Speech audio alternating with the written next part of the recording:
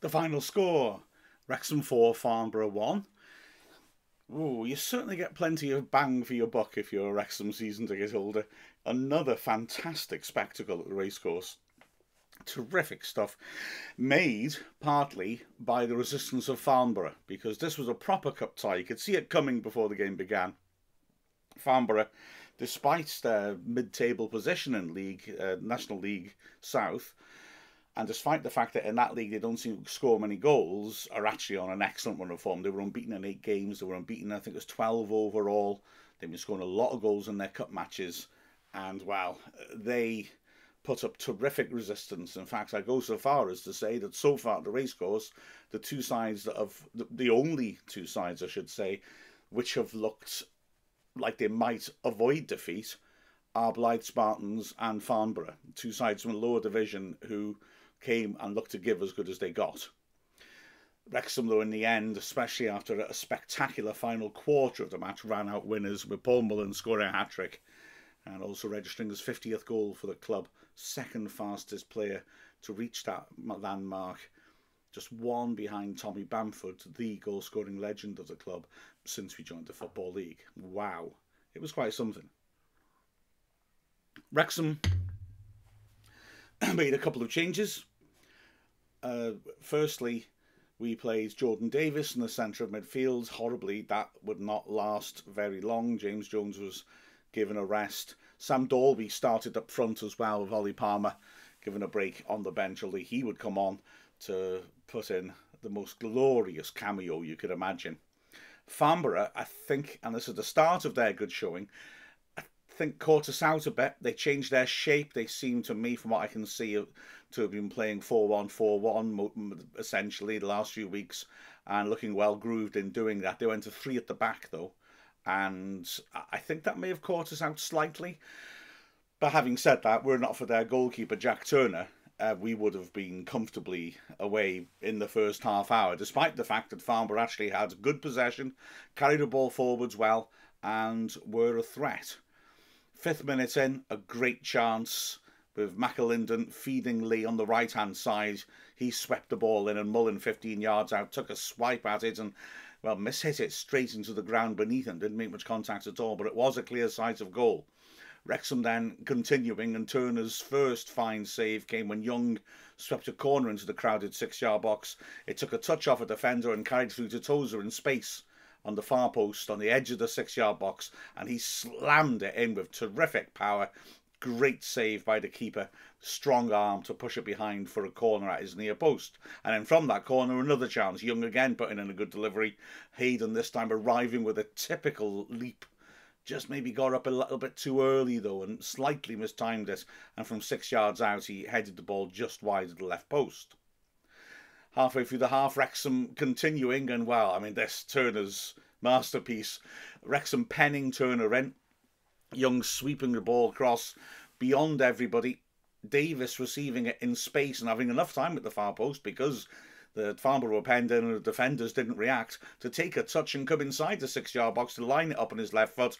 Turner was the only defender to react, and he came tearing out quickly, made an excellent block. The ball ricocheted wide, was swung back in, and Davis had another point-blank chance. Again, he struck it well, and again, Turner flung himself heroically in front of the ball and managed to complete a terrific double save. But like I said, although Wrexham were carving out all the chances, and they were good chances, Farnborough were causing issues as well. Their approach without the ball was sort of slowing us down a bit. They essentially committed the 2 strikers and the player in the hole in between into Wrexham's half, pressing quite high. But then the rest of them was, the rest of the team, I wouldn't say it was a medium block, it was a little bit deeper than that. There was a lot of inviting space between that front 3 and the rest of the Farnborough team, and you wondered whether Wrexham might exploit it, but we didn't really. I think the point was that front 3 pressed energetically and did it well, and in the first half at least, it meant we couldn't hit them quickly. You know, Wrexham was so good on the breakaway using those wide players. In the second half, we would do so. Maybe Farnborough just tired a little bit, which would certainly be understanding the amount of energy they put into the first half. But when we did get past that front 3, their defensive block was in shape, and we didn't have any chances to hit them quickly. And I think that was part of the reason why, as I said, we made clear chances, but apart from that first one, for Mullen, they were all from set pieces. But Farnborough then started to threaten themselves. Nice piece of build-up play by Pendlebury, pulling it back. Saeed drilling a shot, which Howard rather bounced off him. It was straight at him, but powerful, and bounced awkwardly in front of him. Bounced clear, luckily for Wrexham, into a safe area. Wrexham, though, then went close themselves. A ball into the crowded area around the edge of the box. Like I said, that deep defensive block making it hard to get through the centre. But, of course, Elliot Lee, who had been effervescent throughout, has got the quick feet to go into those sort of areas and possibly come out with the reward. He turned really quickly and helped her on to Sam Dalby. And he did equally well to turn and drill a shot from the edge of the area, which just whistled past the post. Very, very close. But as the half wore on, Farnborough had their best spell of the game. They started to control the middle of the pitch, and unusually for Wrexham, you ended up wishing that you could hear the half-time whistle and get in, because Farnborough put us under more concerted pressure, like I said, than anybody except Blythe in the second half of our preliminary round tie. 5 minutes left of the half. Great turn on the right-hand side by Kasimu. Beat Tozer, and he was breaking into the box. Tozer pulled him back. Remarkably, the ref pulled the play back for a free kick, even though the striker actually got past Tozer's grasp and was in the box all on his own, running down the goal line. It was a bizarre decision in Wrexham's favour. Play was pulled back for the free kick, and equally remarkably, Tozer didn't get a card. And the free kick, driven in by Pendlebury, who is a real set-piece specialist, into the goal mouth with pace, ricocheted around before it was slammed clear. A couple of minutes later, though, another moment of danger. This time it was ball in by Saeed into the box. Kasimu felt he'd been fouled by Tunnicliffe. The shirt pull didn't look like it, frankly, looking at the rebound. But when it came back at Grant, fed it to the edge of the area, and Pendlebury this time hit the ball very cleanly, and it whistled just over the bar. With a minute left, well, an incident in the box which came to nothing, but a devastating blow at the same time to Wrexham. Again, the ball bouncing around on the edge of the box. Jordan Davis lunged in to try and win it, and oh, it was horribly. His foot stamped the ground, and he just jolted backwards, clearly done damage to his knee. He would have to go off on a stretcher, and well, let's just hope it wasn't as serious as it looked, because it looked bad. James Jones came on. As play continued, the ball came into the box, and there was another penalty shout, Kessie, this time getting goal side of Young. And at first, I didn't take it seriously, and the ref certainly didn't. Having looked through it again, Young did have his arm round him. It falls firmly into the seen them given category. Wrexham may be a tiny bit fortunate. Although we did have the last chance of the half. I say last chance, the last near thing. Because what actually happened was Young again put in a corner from the left into a dangerous area, and the centre-back Kevin Locko, who seemed to lose his bearings a bit, and ended up further away from the goal than the ball, turned tail, came back into his 6-yard box. It hit him. It was going on target, but without much power. The keeper was able to take it comfortably. You're rather suspectful Parkinson got amongst his team during the break, because Wrexham came out with terrific drive, energy and purpose. It looked like a different sort of game. There was a gusty wind which maybe was blowing towards University End. I don't know if that slightly affected Wrexham or helped Wrexham in the second half, but certainly Wrexham were causing issues, and in the 49th minute got the lead. A ball over the top. McAlinden did really well just to chase it down. He did a real scrap of Norville Williams, and Norville Williams showed on this occasion actually a bit quicker than McAlinden, which was unusual, but McAlinden kept scrapping and managed to win a corner off the full-back. Young swept it in. It was flicked on by Dalby, and Mullen, predatory this time, lunging in inside the 6-yard box at full stretch with the ball quite high, managed to deflect it past the keeper to give Wrexham the lead. That changed the complexion of the game. Wrexham kept pushing on and had a spell where it looked like they could be finished off. Mullen again with a nice piece of play, squaring it on to James Jones, who helped it on quickly to McFadden, who was running on the edge of the box. Clear sight of goal, the last defender lunging across to try and get a block. McFadden struck it cleanly across the keeper, but just wide of the right post. And Wrexham looked very, very strong. But just after the hour, let Farnborough back into the game. Elliot Lee, again, like I said, was having a smashing game, and the way he's been playing in central midfield lately is so impressive. He does dive in a bit, though. And on this occasion, he dived in on the edge of the area, a bit unnecessarily, because Reggie Young had made a good run cutting in from right to left, but it looked like he'd overhit it. But Lee lunged in and caught him late. Free kick on the edge of the box, the only yellow of the game to Lee as well. And Pendlebury stepped up and ripped it over the wall. Howard, I think, will be a bit disappointed of himself. He dived to his right, maybe needs to get an extra step in, because although he seemed to get behind it and get his hands to it, he just went down a bit too early. It was a bit too high for him, and he just pushed it into the side of the net.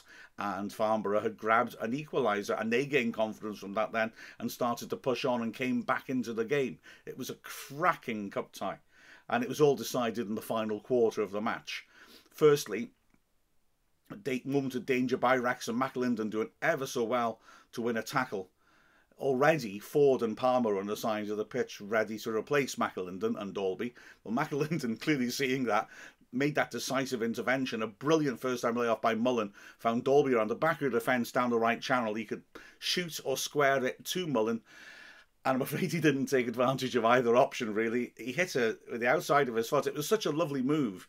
You wondered if he was just trying to put the icing on top by hitting an outside of the foot assist for Mullen to tap it in. Maybe he just didn't trust his right foot. Either way, if he just squared it, I think Mullen had scored. He got it wrong, and it went weakly to the keeper. And that was it for Dalby and McAlinden. They came off, Palmer and Ford came on, and it's got to be said that they made a big difference. No criticism of McAlinden and Dalby, but those two experienced pros coming on played a big, big part in what was to come. As Wrexham did start to get on top, Tunnicliffe from a set piece, the ball dropping loose, and he tried to surge in on goal, but just overhit it. And the keeper Turner was able to dive down to grab it at his feet before at the other end came a huge moment in the match. A really nice build-up between Norval Williams and Said. Said playing it backwards, Norval Williams clipping it back into the path of Said, round the back of the defence left-hand side. He cut inside, made himself a nice shooting angle, ripped it around Howard, who made a superb save. It was a great strike, and he just managed to stretch high to his left and tip it round the post. A great save. If it had been 2-1 to Farnborough then, with about 15 minutes left, there could have been a very, very different outcome. As it is, Wrexham responded superbly and, in the 79th minute, took the lead. Great thinking by Mullen and Ford. The ball going out for a throw on the right-hand side. Mullen ran across to grab it. Rather than do that usual full-back thing of walking up and demanding the ball from Mullen, Ford saw the opportunity and sprinted past the striker, down a line into space. Mullen threw it into his path. Ford pulled it back to Mullen, and he pulled it back and turned to the edge of the box where Elliot Lee ripped the most magnificent right-footed shot from 25 yards into the top right corner. Bit of curl, a lot of pace, and 100% lovely stuff. Brilliant work. Wrexham ahead, and Lee, who's been threatening to do that for the last couple of games, very much getting the reward he deserved. And 2 minutes later, it was 3-1, and for the first time, Wrexham could breathe easy. Palmer, excellent work. Ball played up to him on the left-hand side halfway line, held it up terrifically well. I mean, I've got to say, and this is not a criticism of Dalby at all. I thought it was a lively game, but you could see the difference of Palmer coming on. Ollie Robinson, the centre-back and captain for Farnborough, looks very solid in the middle of defence, and then the moment Palmer came on, he was just knocking him around. Palmer was in complete control of him physically. So on this occasion, the ball sticks to Palmer, as it was for the moment he came on. He held it up on the halfway line, left-hand side, waited for support, played a cute little ball around the corner for Young, who'd run beyond him. He helped it on in turn terrifically nicely to McFadden, bursting down the left-hand side, and he played the perfectly weighted square ball into the middle, and there was Mullen, unmarked, to side-foot home his second goal of the match. Wrexham kept pushing, and Mullen had a couple of earlier hat-trick chances before he clinched it. All in the last 5 minutes. A ball over the top, and Mullen was completely clear on goal. The ball bouncing in front of him. Looked a bit offside to me, but flag stayed down. And he let it bounce in front of him and hit it on the bounce. I mean, if he'd nailed it, what a way to clench a hat-trick, but he didn't nail it. He sliced it and it flew well wide off his right foot. A few moments later, an almost identical move. O'Connor had come on at this point to give Lee a rest. O'Connor lifting it over the top, and Mullen again racing onto it. This time there were defenders around him, but he did ever so well to use his body to shield the ball into the box and back it into them. Tried a little Lee Trundle at Bristol Rovers 2003 style manoeuvre, flicking the ball up around and then over his shoulder and trying to hit it, and he was unlucky. He hooked it wide. But in the 88th minute, he did get his hat-trick. And again, it was Palmer, firstly looking like he was just taking a mick a little bit, getting the ball and heading into the corner before flicking the ball back beyond him and ripping the ball into the far post. A glorious pass. McFadden again had made a great run and was very aware, and he helped it on. And Mullen, a great scissors volley, just falling away from the ball, hitting it with his right foot, it going beyond the keeper. Mullen, not for the first time, realising that if you hit it early, you can catch the keeper out before he's set. You don't have to put it right in the bottom corner. A lovely instinctive finish, and Mullen got a well-deserved hat-trick. There was one last moment of excitement and added time. The game was gone by then, but Farnborough kept going and very nearly got a consolation goal. A corner coming in, Loco getting up and heading it downwards into the bottom left corner from close range. Super save by Howard, who lunged low to his right and somehow managed to shovel the ball off the line. Great work by him. So Wrexham go through, third round. Who knows? I wouldn't. If I was a big team, I'm not sure I'd fancy coming to the racecourse right now. It's exciting times. Let's see what we get. As for the performances, well, Howard, like I said, will be a little disappointed with the goal, but made two big saves in the second half. The three centre-backs did well. Hayden brought the ball forwards probably best out of the three. But the three of them defended the penalty area well under pressure from a Farnborough side that moved the ball around well in front of them. McAlinden had some very good moments, actually, bursting forwards. Didn't always have the end products, but showed a lot of heart and pace, and a good scrap of Norville Williams, which I think ended in a tie, in all honesty. McFadden had a strange time of it. There's a spell when we came under pressure in the first half where he started making mistakes defensively. But beyond that, he was spectacular. His forward runs were terrific. He really made an impact. In midfield, well, very sad to see Jordan Davis take that injury. He'd had a good first half. He'd used the ball very well. James Jones came on and he added typical energy and did really well in support down that right-hand side of midfield and had a good impact. Luke Young, one of his quieter games, because, like I said, Farnborough done quite well in a way defensively to make it more difficult to create against them, but a lot of good set pieces from Luke Young. And the other centre mid, of course, Elliot Lee, effervescent, terrific from start to finish. His ability running into dangerous areas where it was crowded and not being scared to go in there and receive the ball and use it intelligently, always probing for the killer ball, and that wonderful goal and that standing performance by him. Dalby showed good energy and battled well with the centre-backs, held the ball up well, but Palmer, you could see why Palmer's the finished article, because when Palmer came on, his cameo, as I said, was magnificent. Mullen, terrific, hat-trick, lots of alert play around the edge of the area as well. And then for the other subs, like I said, Jones did well. O'Connor didn't have much time on the pitch, in all fairness. Ford showed a bit of class down the right-hand side. It was a very, very good performance, and Wrexham should be pleased with it. In the commentary, we made Elliot Lee man of the match. I've got to be honest, forgive me, guys, having reflected on it, Mullen did score 3 goals and do a lot of good things as well. So maybe I'd go Mullen. But it was, the other two went for Lee, so maybe I should back down from it. Does it matter? It probably does to those players, doesn't it? They'll take any award and kudos that they can get. So great stuff. Another superbly entertaining game, and a big game next weekend, of course, with York City. We'll keep you up with all the usual stuff, of course. There'll be live commentary on Wrexham Player. There'll be all the usual podcasts and highlights and all that good stuff. Dragonheart on Wednesday. We'll look at the third round cup draw and a little bit more as well. So, good win. Cup fun. I'll take that. With a final score of Wrexham 4, Farnborough 1. I'm Mark Griffiths from Wrexham AFC.